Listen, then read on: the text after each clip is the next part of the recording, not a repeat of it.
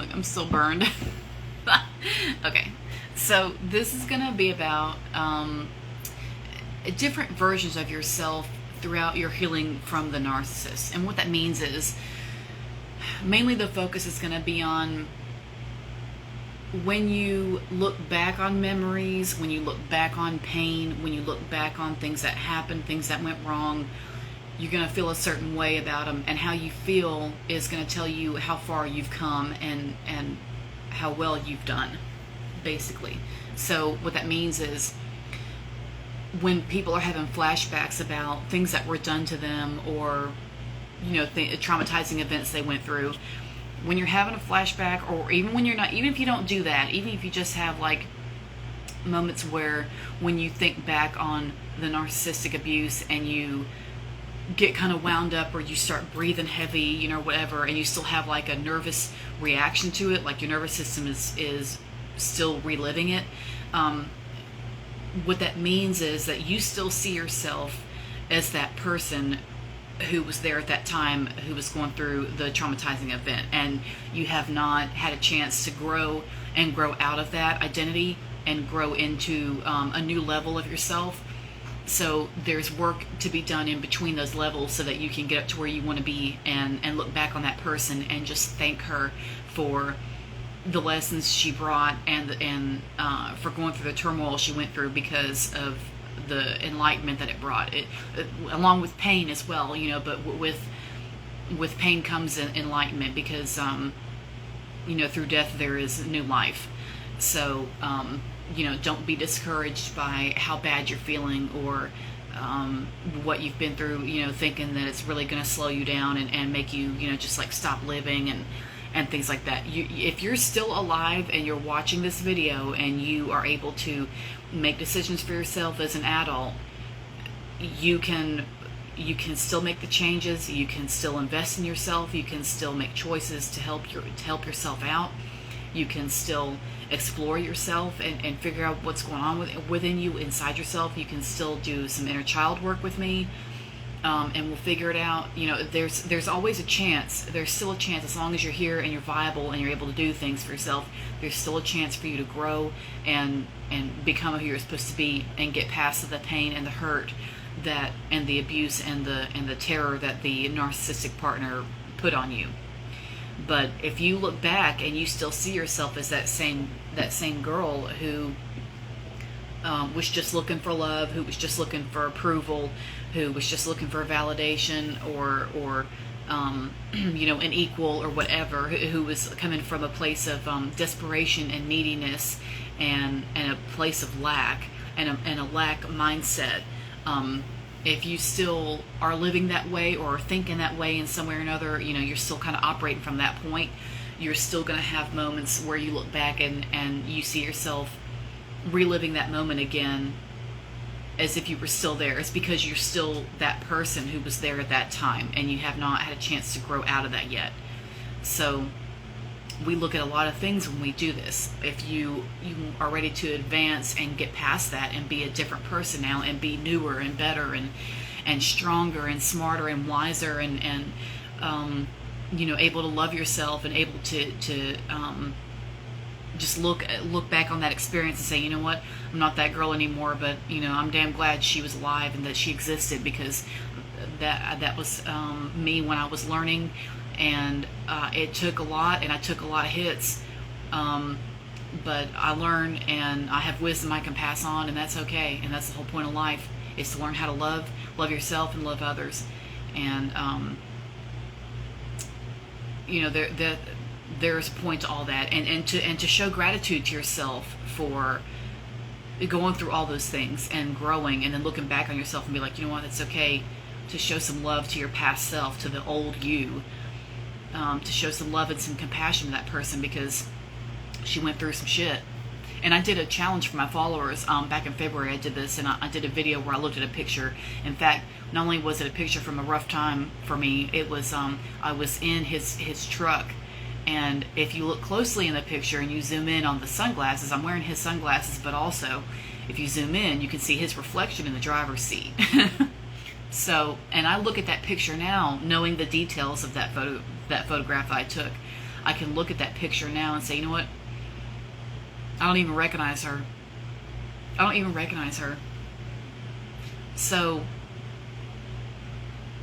that's a really good feeling. That is a solid, comforting, confident feeling. And the confidence comes after courage, in case anyone's wondering. The courage is coming first. The courage comes because that's a decision you make, whereas confidence is how you see yourself afterwards. But if you need to have the courage to do something to progress your growth and get past that person and not be that person anymore, the courage is just a choice. It's just a choice. Sometimes it's a hard choice, but it is a choice you make. And you make that choice every day with what you're doing. So one of the things you can do to really progress past that person is to show, like if you were in a physical situation where it was domestic violence, for example, I want you to place what we're going to call your healing hand onto parts of your body that were struck or got bruised or what have you. And you are going to send some love to those parts. And you're going to do this for 10 seconds, 30 seconds, 30 minutes. It doesn't matter. However long you want to do it, you're going to send some love to these parts and show some compassion to these parts and send some healing to these parts of you. Because getting back in touch with your body and reconnecting with yourself after the narcissist and getting back in touch with a newer, healed body that has learned how to love itself again is going to be like stepping into a new you. Because the narcissist uses your body against you, of course, sexually, and if they're violent, they'll hit you or whatever, or threaten you and things like that. And threatening somebody with violence is just as bad. Don't kid yourself. If you were only ever threatened with violence and you weren't ever actually slapped or hit or anything, you have still undergone trauma, and you have still undergone what I almost want to call domestic violence, because the threat was there. The threat and the possibility was still there, and that in itself is violent to me. That's just my opinion, but I mean, don't let anybody tell you, don't let anybody put you in some box or whatever, some category that doesn't feel right to you. If you want to call it domestic violence, then call it that. If that's what helps you accept the situation so that you can see it for what it is and move on from there and build on that. Because I've had to do that, so I know how that feels.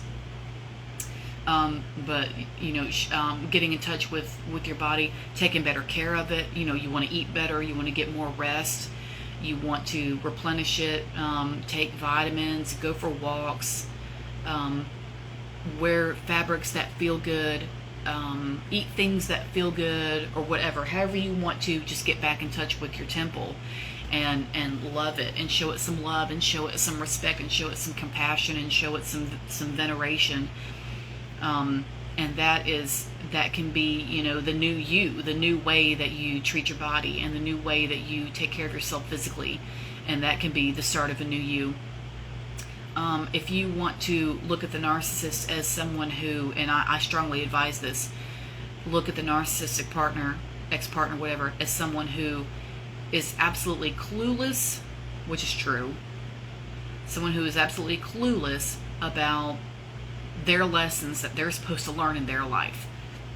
And because they're so clueless, they can't make good choices, and instead they just leave chaos in their wake wherever they go, because they don't know how to do things the right way, they don't know how to bond with people, and they don't know how to love. They just don't, and they don't have an identity. They mesh with other people. So if you remind yourself that the narcissist it doesn't know what they're doing, simply, plain and simple, just they don't know, that can take a lot of the heat off, because you're not worrying about, you don't have to be angry anymore about your expectations of that person, or what you thought they were going to be, or what they said they were going to be, and then turns out they're not, because that's a real big thing with narcissists. They'll make all these promises and really suck you into the fantasy world that they've built, like all around you, and then you're waist deep in it, and then you realize that you're not waist deep in gold coins, you're waist deep in shit. And now it's time to get out, it's time to go. So if you can remind yourself that they are absolutely clueless and have no fucking clue, no idea what they're doing whatsoever. They know how to manipulate, but they don't know what they're doing on this planet as a soul that is incarnate in the flesh in this planet to learn lessons about life and about living. They don't know anything about that, the big stuff. And because they're so lost, and it's not forgiveness. I don't like it when people say, especially like spiritual gurus, whatever, will say, oh, well, you got to do radical forgiveness. Sod that. I'm not doing that. I'm not teaching anybody radical fucking forgiveness because it's bullshit and it's a facade and it's fake anyway. Anyone who sits here and tells you about radical forgiveness is lying to you, because that's not what it is. They're trying to look like they're somebody, and there's somebody important, there's somebody that everybody's got to admire, and they're humble and they're going to do the right thing and take it for the team, and all this other shit. Don't listen to anybody that talks like that. I don't trust that, because I've never seen the radical forgiveness phrase come out of somebody's mouth I trusted. And I've never been wrong with that. So far, I've never been wrong. So I just want, because there's no reason to make people think that bad things that are done to them, no matter what happens, it still merits saying, oh, well, I'm okay that you did that to me. Shit. You don't have to be okay with that shit. That's horrible. I would never say, well, you need to work on forgiveness because so-and-so is just a human, blah, blah. Oh, no. Not in a million years would I ever suggest that. That's horseshit. No.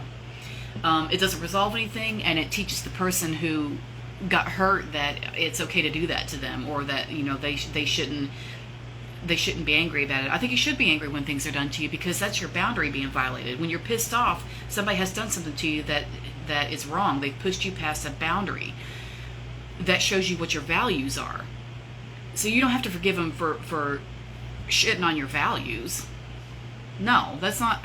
So I don't like it when all these gurus, all these spiritualists, and these pseudo Buddhists, or whatever category they fall into, have the nerve to sit there and say, well, you need to practice radical forgiveness. I don't give a shit about radical forgiveness. I'm not forgiving shit. I don't have to. You don't have to.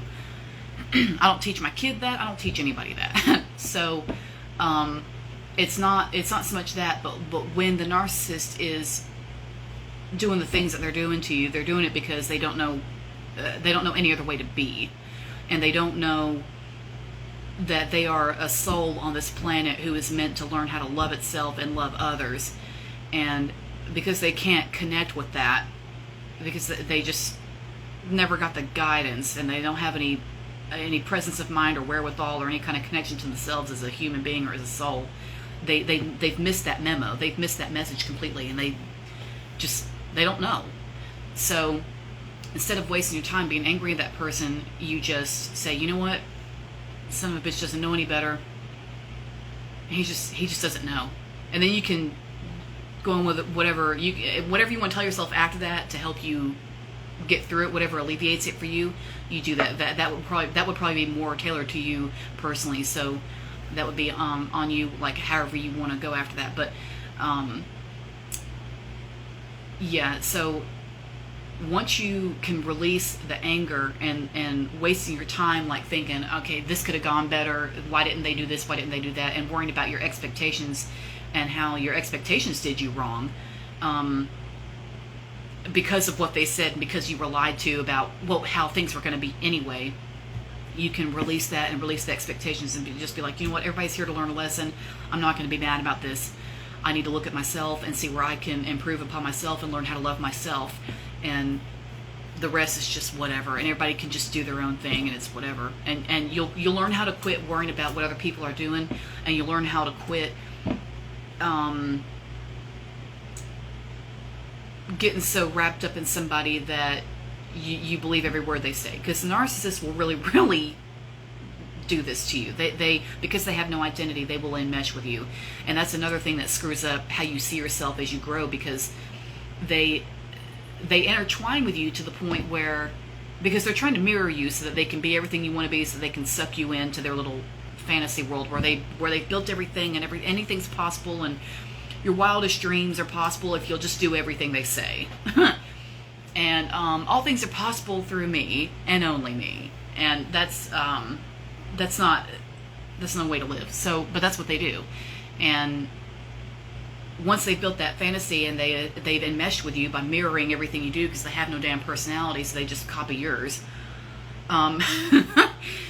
They can get you confused about who you are, because one of my favorite things they do when it comes to gaslighting is that they have you, and I had one or two of them do this to me.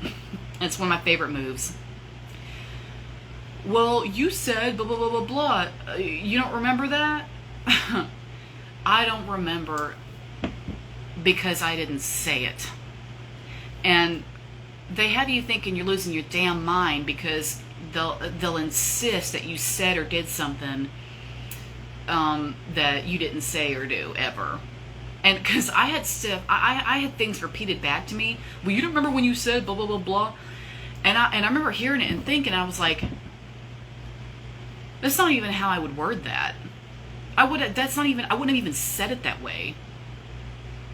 That's not even the vocabulary I would have used. What the hell? That doesn't even sound like me. But he insisted, like, to infinity, that I had said whatever it was I had said he was telling me that day. And I just thought, damn, that doesn't even sound like me. Was I drinking when I said that? Where was that coming from? And I didn't drink at the time. I did it after that, but so it got so bad that, this is one of my favorite stories, okay? It got so bad that one day I decided that I was losing my damn mind. I was 27 years old. I was a vegetarian. I did my yoga and my belly dance every day. I took care of myself. You know, I was healthy.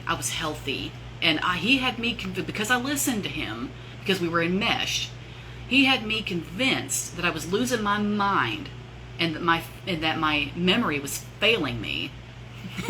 And we got our asses in his truck and went down to Rite Aid on the corner, and we were looking at memory vitamins because I was convinced that my memory was failing me, period. It's a funny thing because the only thing I seemed to be forgetting was shit I had told him. Everything else I remembered just fine about my life.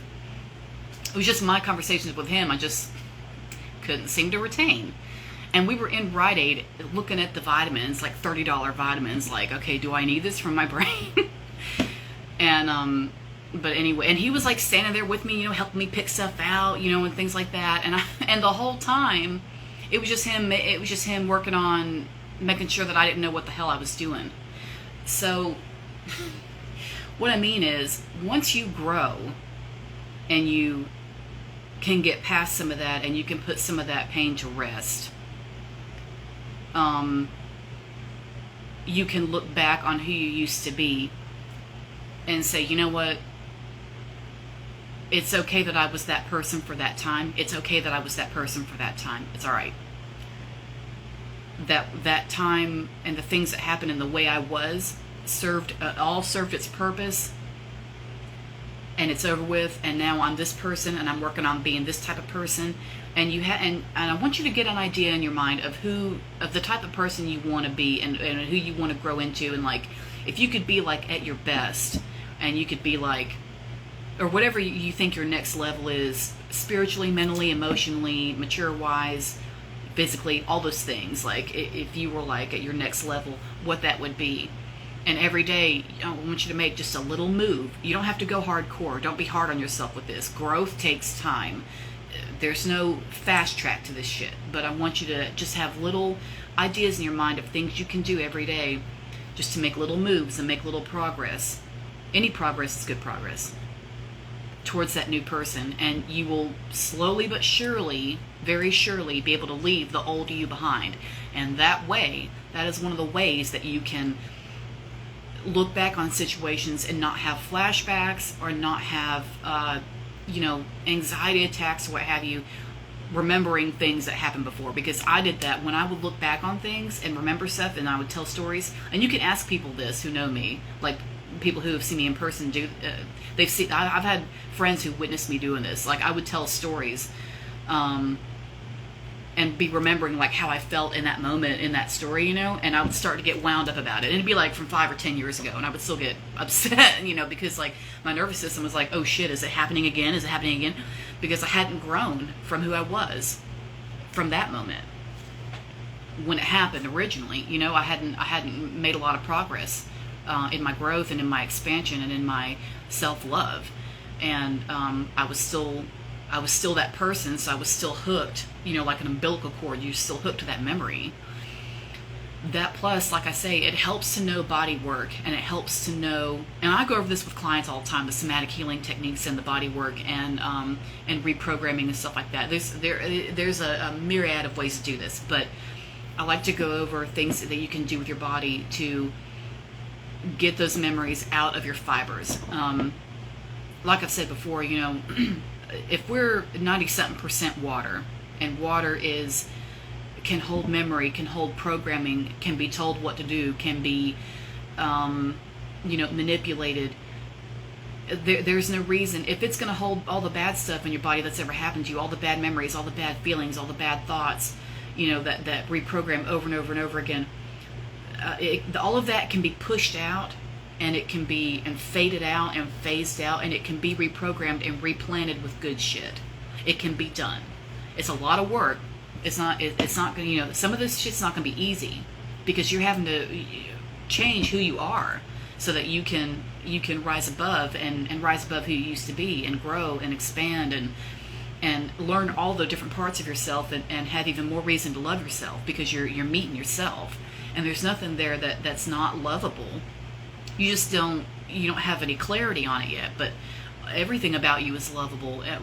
Whether the narcissist knew it or not, you know, is neither here nor there. So reprogramming your body, and like I said earlier, you know, putting your hand, especially on parts that were hit, you know, and if you didn't go through that, that's fine too. You can just put your hand wherever you want and just send love to yourself. Why not? Why not? Who's stopping you? Like, you know what I mean? So I like for people to experiment with things, especially like weird things like that you know, people don't usually do, because it helps to do something new. It helps to do something to really reprogram and change things and put things in different direction, because your body and your mind all work together like a factory that has everything automated, where it's just like got the conveyor belts and do the same thing over and over again because it's been doing it that way for so long, and blah blah blah. But if you come up with a better way of doing things with your body and with your mind and with your heart, you can reprogram it, and you can change all those things, and you can have everything working in a better way and doing things in a better way. And it takes a while to like really have everything come together and work together as a well-oiled machine, but it can be done. It just takes time. I've had people who did 12 weeks with me, clients who did 12 weeks with me, and then signed up for another 12 weeks just because the techniques we do are so good. It just helps. It just helps. So that's why I'm big on the somatic healing and getting in touch with your body again, because especially after the narcissist, the way they use our bodies against us, and the way they sexually abuse us and things like that, that is atrocious. The stuff they do, it's atrocious. The way they, especially, you know, use sex against us, and you know, because they're always making you do it when you don't want to, and all the rest of it. And you have to reclaim all of that, and you know, have your body be yours again, so that you can do what you want with it for once, and not, you know, just having to be entertaining somebody else for survival or whatever.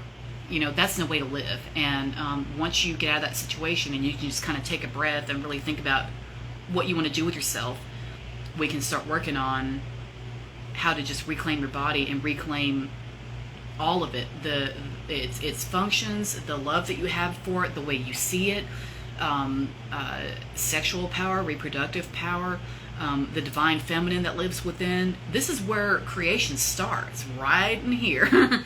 And the narcissist will take that, because they're hungry for that power, and they just, they want that, because they don't have it, and they can't stand that shit. And because the only way to get it is to make a fool of you and trick you and lie to you, and then they get you in their clutches, and they've got you like doing this fucking puppet show with them, you know, that is their life, and then they're doing whatever they want with your body because it's their little toy now. And there's so much recovery from that, but it can be done. It just takes time. You got to do the steps. You got to love yourself through it. and love yourself all the way to the end of it. But it can be done. I've seen it 100 times. I've had to do it myself. Reclaiming your body, forgiving yourself for things that happened, forgiving yourself for thinking, especially for thinking that you couldn't get any better. That's one of the biggest reasons I held on to some of those assholes. Is I actually sat there and thought to myself, after all those things they did to me, I thought to myself, well, and this is on my website because that's how profound it was. I put it on my website for my little story about myself so people could get to know me. And I actually thought to myself, and I remember moments specifically where I had this thought, sitting in my room, thinking, well, he's got some awful traits, but he's also got a couple of good traits, and I may not find that in anybody else. Was I drinking? What was wrong with me? What did he put in my Coke? I was nuts. But that's what I thought, because I was that screwed up, because he just had us entangled, because that's what the narcissist does. Because they don't have an identity, because their mommy couldn't bond with them, that screws everything up, and it just snowballs like a big pile of shit, like a dung beetle pushing this turd that just gets bigger and bigger. And that is their existence. And because the narcissist's mother is so messed up from whatever her problem is, and we'll never know, but that's where it starts. Because if she can't bond with her baby for whatever reason, the baby's going to grow up and think, well, shit. The overt narcissist, the classic narcissist, will grow up and say, well, if I can't get love from you, damn it, to hell with you, but I'm going to get it from somebody, and somebody's going to give it to me, and I'm going to be important, damn it.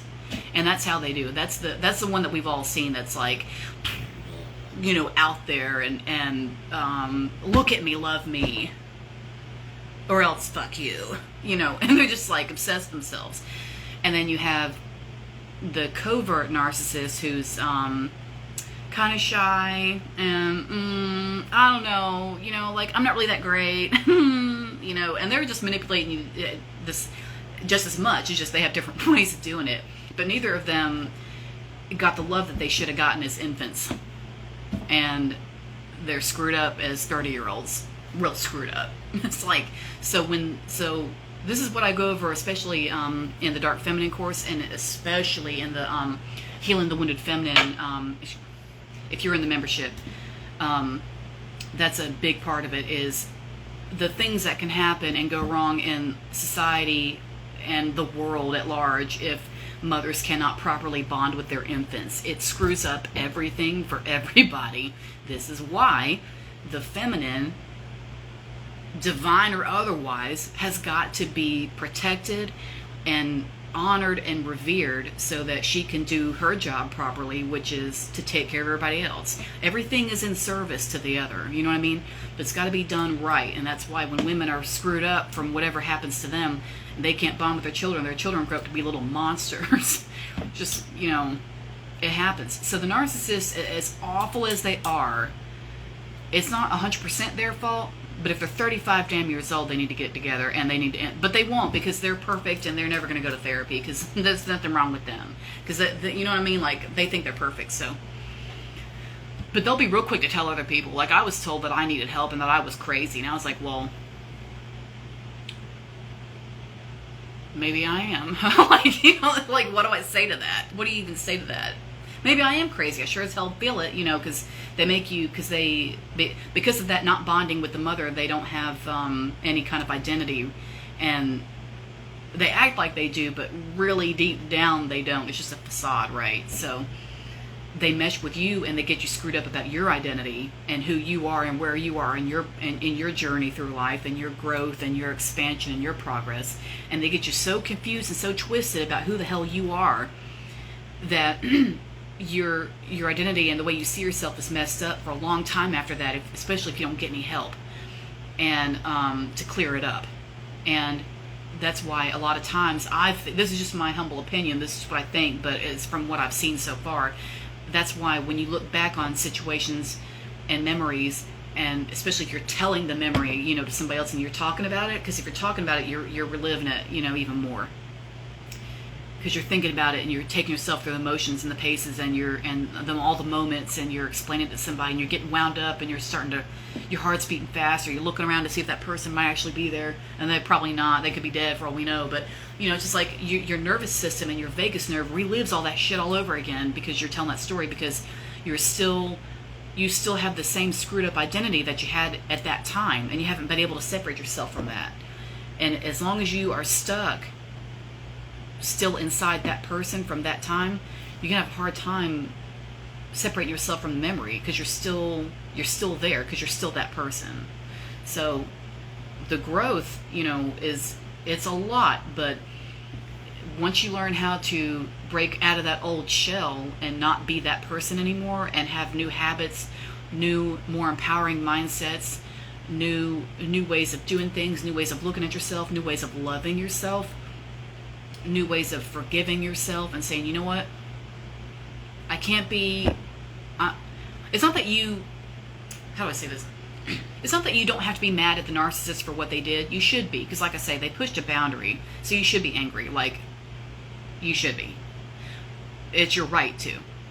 But I don't want you to waste so much of your energy that you could be using to create the life you want, and instead you're wasting it raging at them and wanting revenge or what have you. Because I wanted, oh my God, I wanted revenge so bad, and I took it a lot of times. I took revenge so bad. Like, I was crazy. I was nuts with trying to show him, who the fuck was going to be on, who's going to come out on top. And I was obsessed with taking revenge on boyfriends. Obsessed. Because I was so angry. I just was. I had a right to be. If I look back, if I could go back and talk to that girl and be like, you know what? You were right to be mad. I just wish you had thought more about loving yourself instead of worrying about what the hell they were doing. And that's the difference. That's the growth. So, my laptop's about to die, y'all. I gotta go. The charger's in the living room, but so I'll leave it. I guess I have no choice but to stop the video now. But that's the general idea with growth, and like meeting different levels of yourself through your growth and through your progress, to see like how far you've come, so you can look back on memories and look back on who you used to be, and just be like, you know what?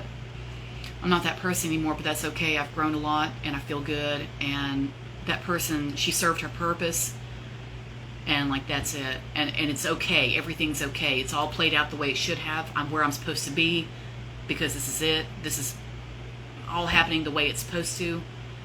I'm good. I'm good right here. You know what I mean? And I want people to find comfort in that, and to find calmness in that, and to be okay with where they are, because any progress is good progress. I always say that. So this thing's about to shut off. I gotta go. I'm sorry, but that's it for that. If you missed the live, I'm gonna try to make it to where it stays in the group for more than 30 days. I can't seem to find the button on the laptop to where I can keep it from getting deleted after 30 days.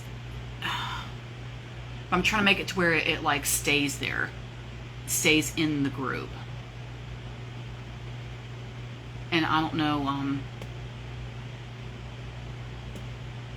I'm looking.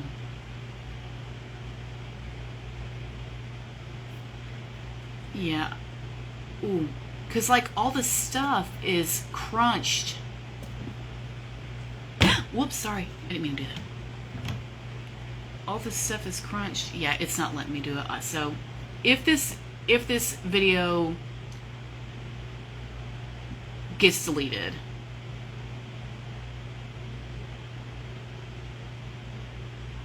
I'm looking.